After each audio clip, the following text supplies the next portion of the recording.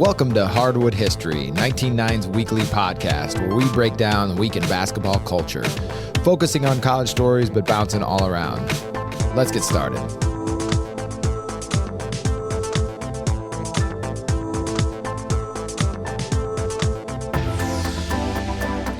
We're going to dive right into the top 25 talk. We got an exciting episode. Got a special guest this evening in Ian Stonebrook, who is at Curry's record-setting game. So we're going to use that for part of our NBA segment. We've got Shoebridge checking in at the new year with some of the sports betting information. Really crazy with all the COVID stuff going on, so I'll be interested to hear his take on all that.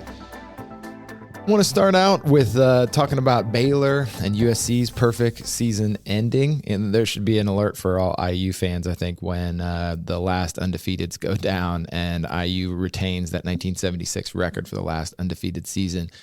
But along with that, USC has been, I think, the story of the season, is the team I want to most focus on, because they lost Evan Mobley, who, by the way, has been amazing as a pro player this year, maybe the rookie of the year. I think that they have surprised a lot of people, but it's defense. You know, last year they had Mobley's brother and him, but their physicality, the rhythm, the conditioning they seem to have is just something that you can't replicate, and they're just a really interesting team. Play really well together. I think the last top 25 I'm going to hit on now as we start the new year, kind of getting into conference play. We'll spend a little more time on the top 25 once we've had a couple more conference games under our belt, is Wisconsin. I think that Johnny Davis has been awesome this year, and I don't want to focus on the draft prospect, although he is jumping up draft boards as well, but really want to just have people realize like how much fun it is to watch games. I've been doing a much better job this year, putting my phone down and watching games. I got League Pass this year, been getting to watch at least some college games, and just so enjoying the games that I'm seeing. He's an exciting player to watch, and I think it's just fun to enjoy him in college basketball and against the matchups he's got, not even thinking about what he's going to look like in the pros. We'll find that out soon enough. You know, a Big Ten team who has really jumped up is Michigan State. Of course, it seems like a yearly storyline because they always front load their schedule with so many difficult opponents, and we end up talking about how they've come on. And I wonder if it is that, or if just that because they play those tough opponents, it galvanizes the team.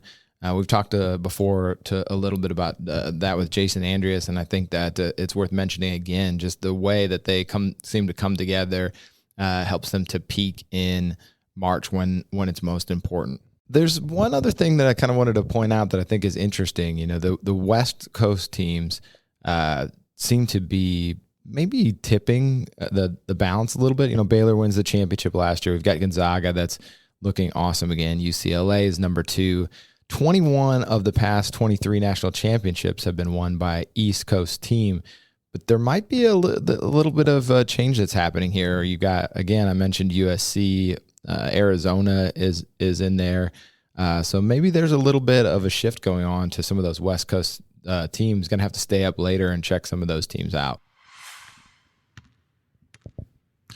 It has been Hoodie Week at 1909. Last week we had Dana O'Neill, who wrote an amazing book about the Big East, and there's a lot of Big East schools in there for the hoodies, specifically Seton Hall, who is kind of back in the national spotlight, has been super interesting. Also got St. John's in there. Always love the stuff that they come up with their old school logos. Coming up next week, we're going to have Buddy from Hoosiers. It's the 35th anniversary of that movie coming out. And I was just talking to a coach today about maybe showing their team that. I think that still, you can always, again, just like I was talking about, find faults or focus on the NBA when you're watching a college game, but instead just appreciate it for what it is. You know, it came out 35 years ago. It's got some faults, but it is a fantastic sports movie. Rewatched it again and just really enjoyed the Chucker and Buddy his conversation.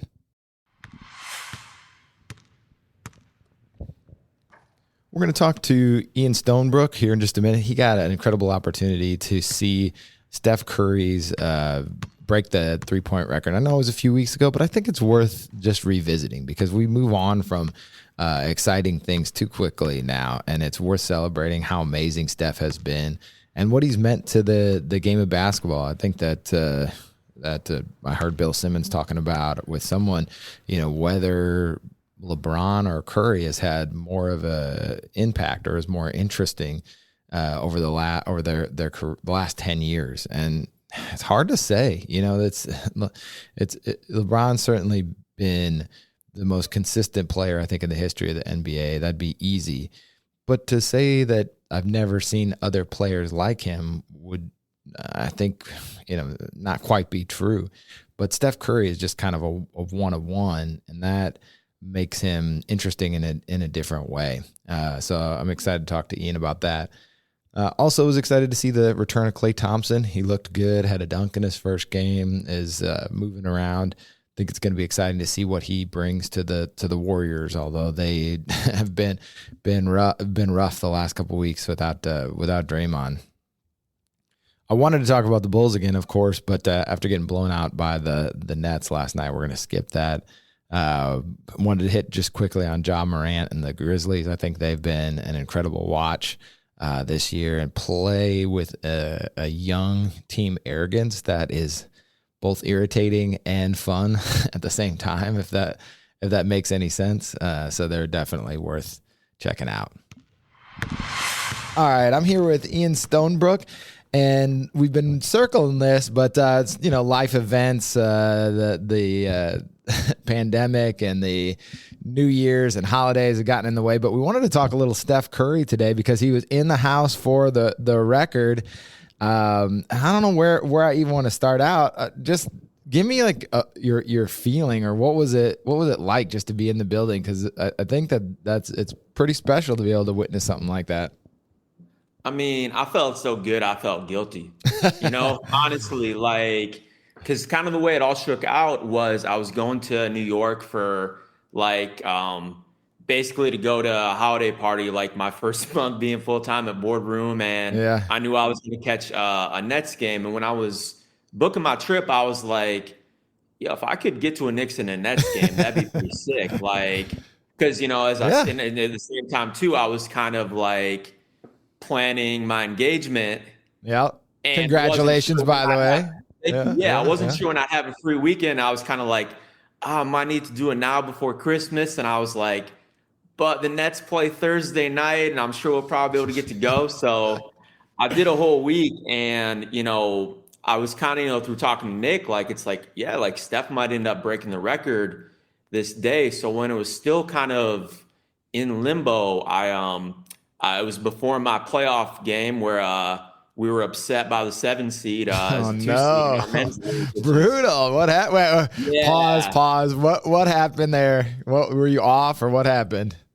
Well, without our star big man, it's funny. In pregame, I was pretty hot. I didn't shoot a single shot all game. I don't know why. I just the previous game or the game before, I just lost the league assist title. Oh, no.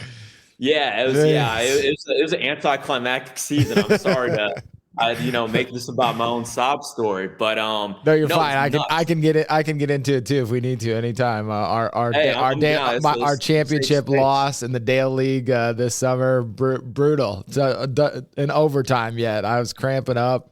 Fouled out, brutal. There was a delay at halftime because one of the other team guys broke his leg. It was it was brutal. I was like, get me out of here before something worse happens. So ours wasn't quite that bad, but the 7 seed was not who I thought they were, and not on some Dennis Green, quote, rest in peace. But I had another team in my head because there's a lot of teams in the league. And I was like, oh shit, I wasn't really game planned right. for a downhill point guard, a big wing, a good 3-4 guy. So anyway, the first half with 3 seconds left, Derek, who I'd say is our star player, pulls from probably about 25 feet out. Mm-hmm. It rims in and out. Levi, the other team's point guard, gets it, three-quarter court three off the backboard. Oh my gosh. So we go into this halftime, and the whole time I kind of play the Jason Terry role on our team, just like keep everybody loose. High like, socks. Move the ball. Pardon me? High socks. I've gone back to the high socks, yes. No fat socks, unfortunately. Yes. And we end up falling behind a decent amount, make a run, down 3. Our best scorer, dang, I'm blank. Jake gets fouled on a three-pointer, makes the first 2 free throws, misses the third. Ooh. And the 8 seed actually ends up winning the whole thing. Man, crazy. Yeah, like totally nuts. But anyway, prior to that, I bought like a nosebleed seat to the Warriors Knicks game. Yeah. For more money than I've ever probably spent on anything for myself. Bet. Like, like as somebody who just pretty much buys sneakers for himself, it was like $500 some bucks or whatever. I guess to put it out there. Crazy, yeah. But I was like, yo, just to be in there, and honestly, like I was cool with going alone. I kind of preferred it. I was like, I just want to take it all in. Reporters, that's a reporter's mindset right there. Yeah, exactly. And my buddy Nick DePaula had kind of like gone ghost on me because I was like, hey, like, do you think like, are you getting a ticket too? What should we do? And I was just like, fuck it. Like, I'm going to get it. I'm, get in there. It turns out he was waiting for somebody. And all this time, you hear these headlines, most expensive game in Madison Square Garden ever. Yeah. Anyway, he ends up buying a very expensive, very good seat. He ends up getting a free seat, gives his seat to me, and then I give my seat to the guy, Kevin Denberg, in Boardroom, who brought me on. And an amazing time was, even though we're in all different parts of the arena, amazing time was had by all. Yeah, so tell me about then the moment he hits this shot. Well, I mean, what's the crowd like? Because it's a away game. I mean, what's the crowd like? Yeah. What was the reception like to him doing that? I mean, the crowd was nuts because it was cool because you have all these New Yorkers, and I mean, New York is such a oddly kind of like democratized place of like just. Even though like there's people aren't really starstruck, you know what I mean? Yeah. Like everybody's in it for the same. So like you've got like Spike Lee, Alicia Keys, like Pete Davidson, Chris Rock, all these people. And it's like, oh shit, that's really them. But they're all like, oh, it's really Steph. You know what I mean? So like Steph's mom was 2 rows in front of me. That's and cool. Everybody's kind of like doing the thing where they're being respectful and like sitting, you know what I mean? Right. But just kind of doing almost like the wave, like half standing up each time he touches the ball or lets it go. Yeah. And the moment it actually goes in, just the place erupted. It was, it was almost like a blackout moment. You know what I mean? Like I was there, but it was so emotion rich that it was overwhelming, but it was great. That's so cool. I think that New York is really the epicenter of basketball in a lot of ways, maybe New York and Los Angeles, just because the fans love it so much with the bing bong and, the Knicks have such a diehard crew, but I think they really do appreciate basketball in the right way too. So beyond just being fans of their team, they really do appreciate competitors coming in there, and people bring their A game to the Garden too. That's a thing, back to MJ just bringing it at the Garden. Well, I'm glad you mentioned that because that was kind of like the sway vote, if you will, in terms of me convincing myself to buy the ticket. Because I was like, you watch The Last Dance and, you see Mike in the Garden in 98, in the Jordan 1s, and you think it's going to be the last time. Yeah. Dropping the double nickel. Like, how much would it mean to be in there? Yeah. You know what I mean? So I was just like, yo, this has to like, I'm never going to, unless it's in the metaverse, I'm never going to see Michael Jackson. I'm never going to see Prince. Yeah. So this is the one to cough up the coin on. I'm really glad I did. Yeah. Thanks to Nick, obviously, too. Really cool. So what do you think, just, being there, I know it's hard to contextualize this, but what do you think Steph's meant to the game of basketball? Because it's so bananas. Like a record like this usually comes near the end of a player's career, but he's nowhere near done. I mean, he might be first team All-NBA this year, or if he can, push it even further, maybe even like MVP of the league still. It's just kind of crazy to think about how far he's going to push this record. Yeah, I mean, it's nuts. I mean, the impact he has on the game, like, I mean, this sounds almost sacrilegious, but like it might supersede anybody ever. You know what I mean? Because when you think about, I can't speak to like, Elgin Baylor, Dr. J, or Yeah. even, Magic and Larry, who are, all kind of, or Kuzi, Kareem, you name it, guys Yeah. before, my date of birth or, just, age of realizing what was going on. But it's like, other than maybe like the turnaround fadeaway in the post, you just knew you couldn't do what Michael Jordan could do. Yeah. Like, anybody with any sense of reality was like, this guy's just a different being. And then like, obviously Allen Iverson was super transcendent, not just like culturally, but like making the crossover, just like, breaking ankles, just like the best thing you could do from a pride or passion standpoint on a basketball court. I mean, obviously like, Jay Will, and Jay Kidd like added sauce to passing, after Magic. I'd even say that like Kenyon Martin, made the block shot like, something like kids wanted to do. But with Steph, it's every age. I mean, maybe there's some exceptions. Maybe guys respectfully over 40 feel a little bit a different way. But if you're under 40, whether you're 39 or you're 9, all you want to do is shoot 3-pointers. Yeah. Like I'm even quite guilty of it myself. And I mean, it's, as somebody who plays and as somebody who coaches, I remember even circa 2012, 13, when Steph is kind of coming into his NBA own, like get into, the church gym early and like, kind of like trying like almost like, what is it like to shoot from this distance? Yeah. Yeah, exactly. Yeah. Like a karaoke, like sidestep 3 and like feeling kind of silly, and now it's like, granted, I'm far from Jason Tatum, but it's like, he's more comfortable doing that than catch and shoot. Definitely. Yeah. So like, what Curry has meant, to guys our age in terms of pulling up more often and from deeper than ever, and it kind of being a decent basketball decision is pretty liberating. And then the flip side is, karma comes back to you coaching kids because that's all they want to do. The term post-entry pass. I had a conversation with one of our 5th grade coaches today, and it was related to that. Just it's hard. They want to shoot it, and they see their hero shooting it, and the NBA and players like Steph are always aspirational, but I think it belies, and I think this is one of those things that he doesn't get enough credit for, is that how hard, he has had to work. I mean, he has been,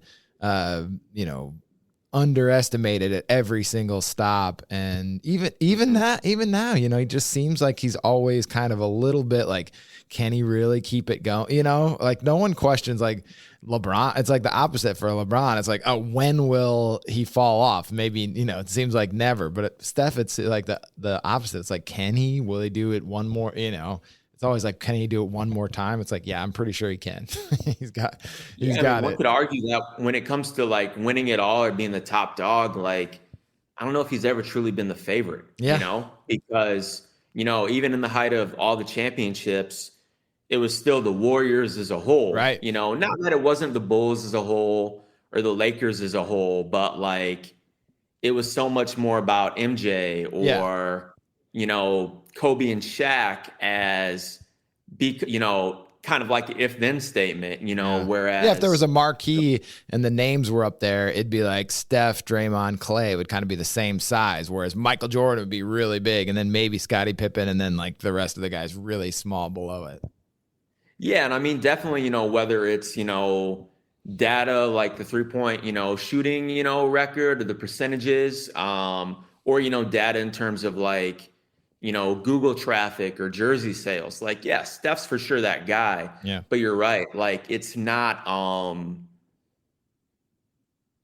don't think he probably takes as much heat as, like obviously LeBron, like LeBron's this whole narrative and, the polarization around him is much different, but it's like nobody totally expects it, or nobody would really bet on it, which is It's crazy. It's pretty nuts. It is crazy. 2,900, threes later, plus threes later. It's just, it is wild.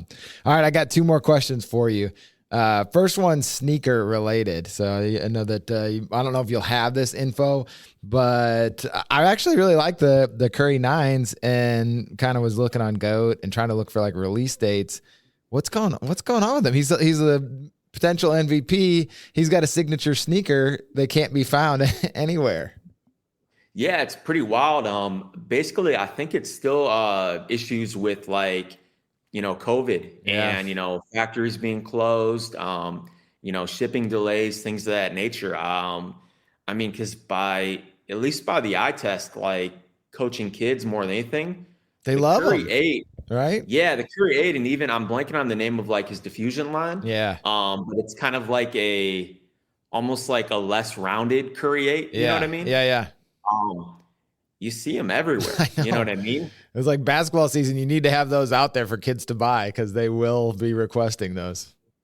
Yeah, and it's cool too because like, when the Curry 8 first leaked, I was kind of like, man, these look like some yoga shoes or something, or like Definitely. the Curry logo, look kind of more like Dannon, or like Yoplait or something like that. It does a little bit. And the truth of the matter is like, it was a good design because one, I played him. It's a very good shoe. Yeah. Two, like it kind of had that head scratcher thing like all good designs do, but also like when you look at a lot of the most important models in basketball footwear, even in a more, genderless or like fluid society, they all had very effeminate characteristics like patent leather on the Air Jordan 11, even the Kobe 4 looking like a soccer shoe and being kind of Euro. Yeah, people were out on Kobe's altogether. Now it's like all everyone wears. Exactly. So, I feel like Steph, through the Curry 8 and Curry 9 is kind of, he's kind of become the alpha in terms of defining what's cool to a new generation. And, the proof's in the pudding with the play. Love it. All right, last question. Give me what you got going on. You mentioned boardroom. What is that, or what can you tell us about that? And just anything else you got in the oven? Yeah, just basically full-time boardroom now. Started full-time on December 1st. Congrats. Thank you, man. It's been awesome. The team is obviously it's helmed by Kevin Durant and Rich Kleiman. Mm-hmm. The opportunities that they've given me there have been awesome. Definitely doing a lot about writing about basketball. I've done some fun oral histories on like Cincinnati's Jordan Brand era, cool gray 11s, things like that. But I'm also writing about things with music and the metaverse and business and things that are really stretching me. So nice. It's been fun. That's awesome. So we want to find where you're writing at, where's everyone go to check it out? Yeah. Boardroom.tv. Okay. Definitely some good stuff coming. We've got a really talented team. If you click any thumbnail on there, you'll learn something for sure. It's fun. I love it. Well, Ian, thanks so much for coming on. We'll get you back too. I still, I'll tell you what, you gave me one of the best ideas that we've done.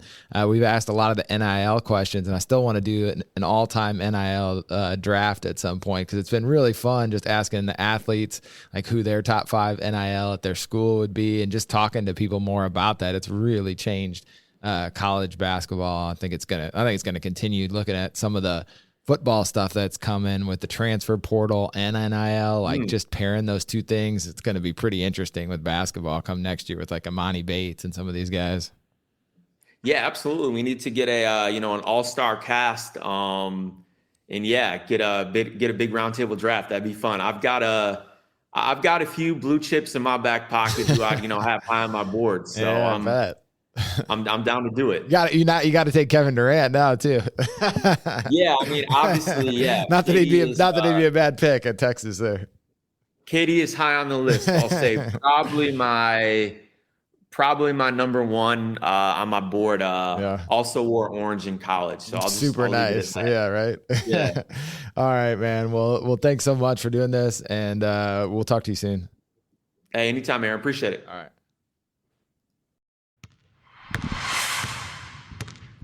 Got two stories of the week to focus on.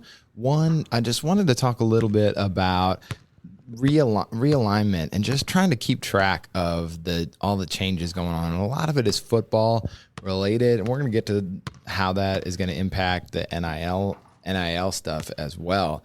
But I think it's interesting to keep an eye on, like, what's going to happen to some of these conferences as we go along.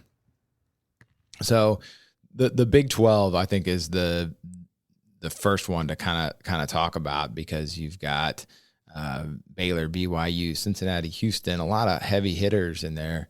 But then you've got teams that are leaving for the SEC, with Oklahoma and Texas gone, and you start to wonder what the other schools are thinking about, and where we'll end up at the end of all this. Like, is there going to be a point where two of the major conferences merge to compete with the SEC? Like, does the Big 12 merge with the Big 10, to try to compete on the football field? And what does that mean for basketball?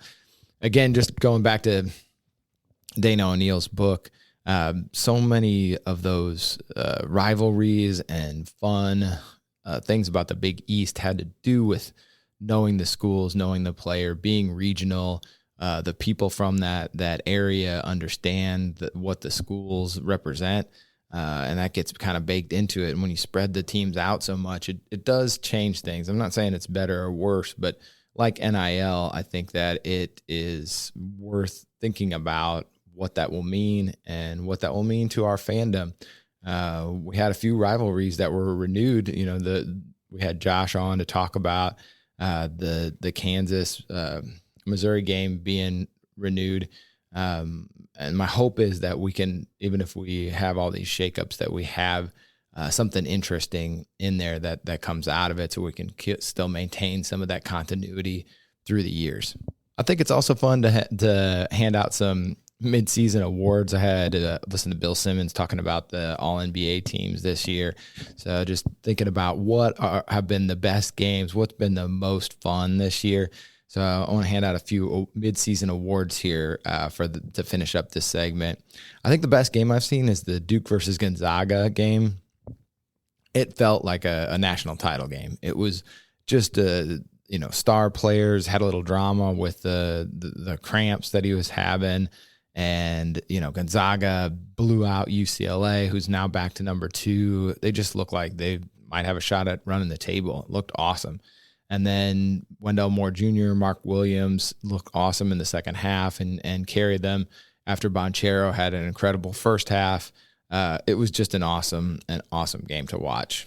I think the biggest upset, maybe the best win of the season, was Alabama beating Gonzaga. Again, Gonzaga looking like champions, but just to come into Seattle and take out the Gonzaga, not on their home court, but in their home region, was a pretty impressive win. I think the best moment was the buzzer beater that I saw for Rutgers.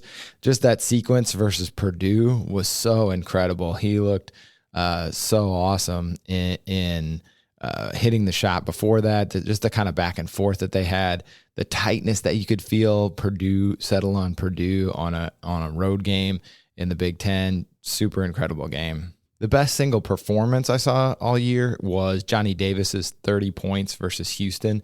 It was absolutely amazing. I mean, that guy is just fun to watch. He can fill it up. He has just a bag of tricks. As much as I love watching people hit a bunch of threes, it is fun. I've been enjoying DeMar DeRozan so much for this as well, just to watch shots, guys that can just make tough shots from interesting spaces on the court, and just to go at another top tier team. The most disappointing team so far, I think, has got to be Memphis. We highlighted them a few weeks back, and they have just not been able to live up to the hype. And that happens, with young players.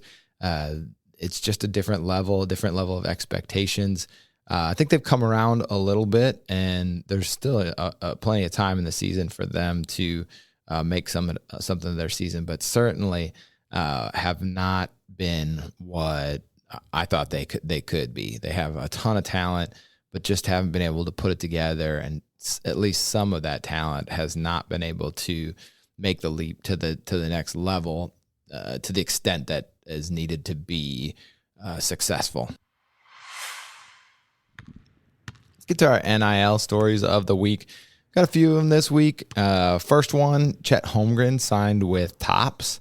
Topps, interestingly enough, I read a newsletter, a sports business newsletter, and they were just purchased. So will be interesting to see how they leverage a young player like that who has a bright future ahead of him before he can get into the NBA and have that even larger platform for himself. He's an interesting player too, because it's not always, even though he's a high level recruit and on the top team, I think it's interesting that they pick a big man, because big men don't usually get the level of endorsements of some of the smaller players. So interesting to see where it goes. Big name there. Topps making a splash there after they were acquired. Next story had to do with Mikey Williams. You might not have even heard of him, probably because he's a high school junior. However, he's got 5.5 million social media followers. He's got basketball talent, athletic, but I think that it is that following, the way that he's captured people's attention, that is making him so intriguing for NIL.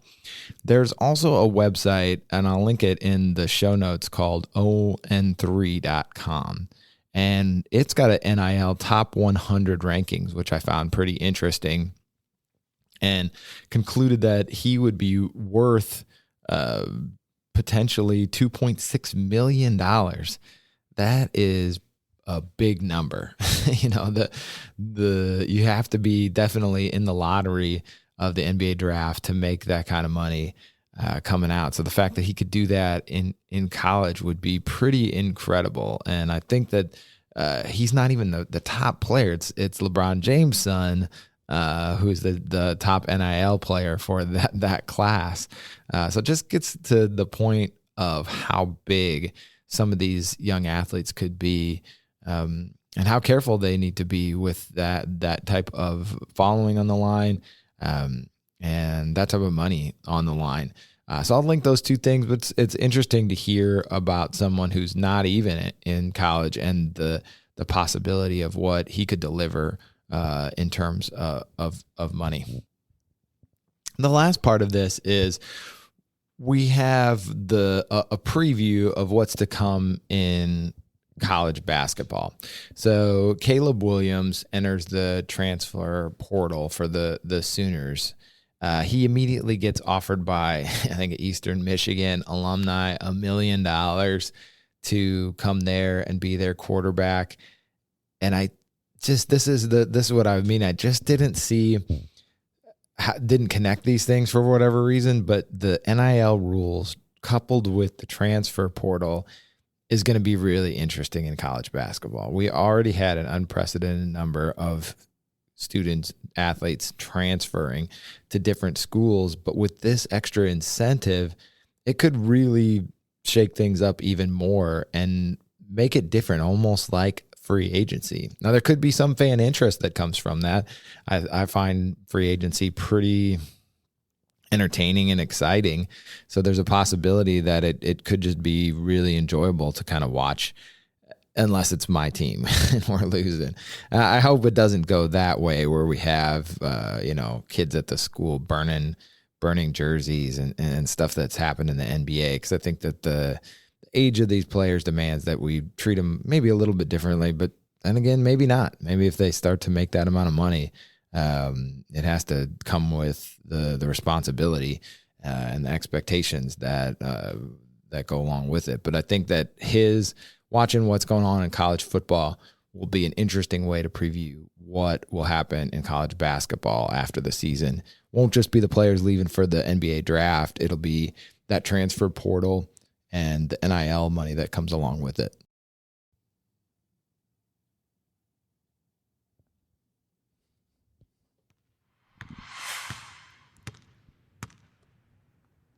We're going to end this evening talking to Shoebridge about what he's been up to and just what it looks like to bet, or if he even is in the COVID era with so many players in and out.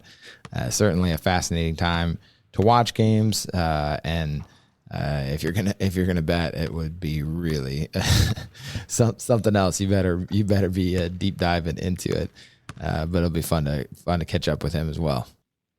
How was your holidays? Did you get up to the cabin a bunch and you get to eat lots of good food and have a good time? Yeah, Luke and I took off for 7 of 8 days. We came back on New Year's Eve. We were only about an hour and a half away, but we went on a whitetail hunting trip in Illinois and spent 7 of 8 days in a lodge with another buddy and his son. So nice. Rather than sitting around the home and twiddling our thumbs, we decided to, the girls, they watched a bunch of movies and hung out at home, and Luke and I, we got out and did a bunch of hunting. So. Live the wildlife, huh? Watched a lot of sports. Yeah, did you have some cable TV there at least?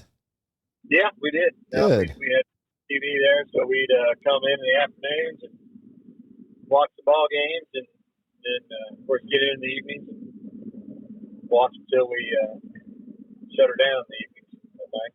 Nice. Well, what have you been seeing, or what games you've been watching, and what have you been tracking? It's been chaos basically since we last left off with they don't even put out the lines hardly minutes before the game, it feels like, because you don't know who's quarantined or out, or if the game's even going to be canceled or whatever. Yeah, I get my guy. I get numbers from him every day, and like you say, the numbers he sends me, some of them are $50 max bet, or no contest. Don't know who's going to play. Don't know who's out. Don't even know if the game's going to. They're going to have the game, like you said.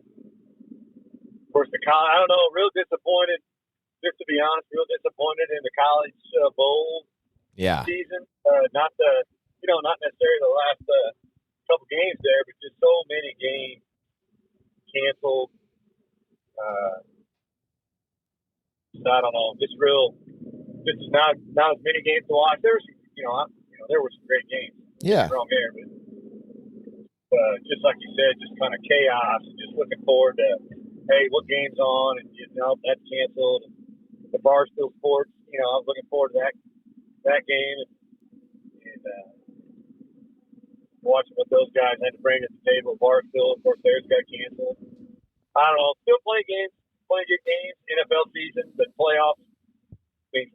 All the way to the very end. Week 18, our Raiders last Sunday night, staying up till 11:15, and I did go to school Monday morning. Nice, yes. Not surprised. Told the bosses when I got to school Monday morning, I was taking one for the team. So I really wanted to sleep in, but I don't know. Still a lot of good.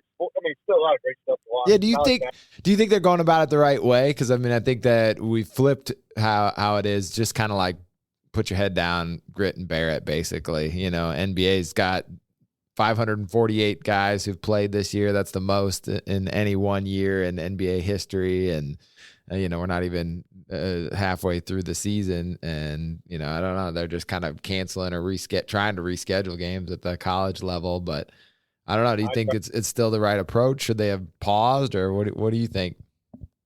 I try to stay. I'm a pretty happy guy. Yeah. I try to stay away from all political stuff, but I think it has. I think enough people have shared the fact that this variant has not been as strong as the others, and I've got quite a few friends that have gotten it, and that have been vaccinated and or have already had it before, and kids, they've been all right. Hell, we started out 2022 with the bang. My son Luke, which is going to start his internship this summer at 19.9 as but we had 4 kids stay all night. At 2:30 in the morning, or 1:30 in the morning, we had to call parents. We had 2 of them with 103 fever. Oh my gosh. That's how we run. Oh boy. but they were, no symptoms back in school a couple days later. So Yeah. I don't know. We're on year 3. Yep. I think again, the grin and bear it, I think comes into play with just the fact that it's it's spreading like crazy, but it's not. Doesn't seem to obviously be as strong. So I think just to keep the sanity, people's sanity, because I know that's people are really struggling with that still too. Yeah, that is something that I was talking to Ian Stonebrook, who works for Boardroom now, but he's been on the podcast a few times, and we were just talking about how it's just fun to just enjoy games. I've been doing a better job putting my phone down and just watching and enjoying the games. At least there's something on, and we live in a time where if my team got canceled or the game I was going to watch got canceled, there's a bunch of other stuff on. I can just pick another game to watch and just sit back and enjoy it. Yep. There was some fear that it was going to hit the college football playoffs. We got through that great. Yep. Here we're looking at college basketball now, and of course there's been, several games that have been canceled stuff, but we have no undefeated teams any longer, correct? Yeah, I know. I said part of the podcast I led off with, I said that every IU fan should be allowed to have an alert on their phone that immediately goes off that when the last undefeated team loses, because that stat always gets brought up. Then again, 1976 was the last undefeated team in college basketball. So yep, no undefeateds left. Oh, it's over with. Yep. Tell you what, well, Luke and I have been talking. If Indiana finishes off the game against Wisconsin, which they could have. Probably had a big lead, and then they beat Penn State, which they should have beat. They should have. Get a top 10 team if they had those 2 wins. Probably, yeah. Honestly, yeah. But that's the crazy thing about college basketball, because the season's shorter and the opportunity, especially at the beginning of the year, you don't have, we didn't have a ton of good games scheduled. So you've got to win those, the ones that really matter. You got to win those to make a statement. And if not, you kind of make a statement the other way, even if it might not be true. I mean, they've got a game against Iowa tonight, and I think, that'll say a lot, but they got to get a road win. And then they got a big game come and then the Purdue game. Yeah, that's definitely that's gonna be a tough one. I'm not counting on that one. Not counting on it either, but So what games you got on the docket for the upcoming weekend? Well, we got some great games Saturday. I'll say that. You got Creighton Xavier. Oh man, that'll be nice. That's going to be a nice game there. So I'll give you a few here. I'm going to take, they haven't released the lines yet, obviously, but, Creighton's obviously, I'm going to take Xavier at home. And then you got another one. You got Seton Hall at Marquette.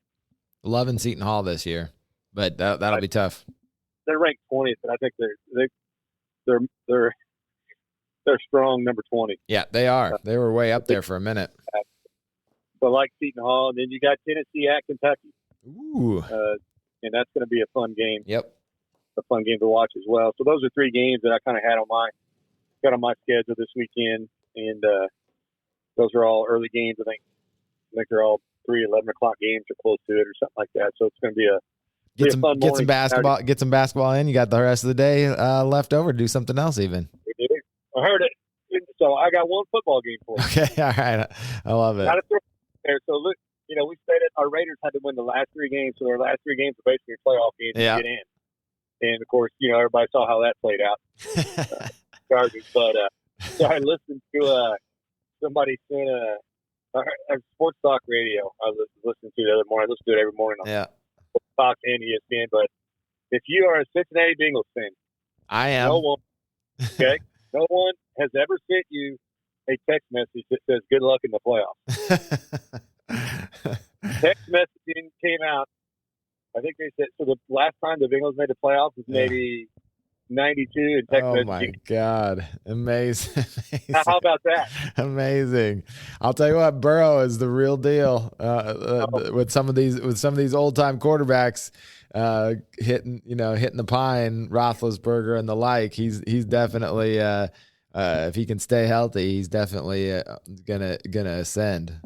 No, we got our work cut out for us there. No question about it.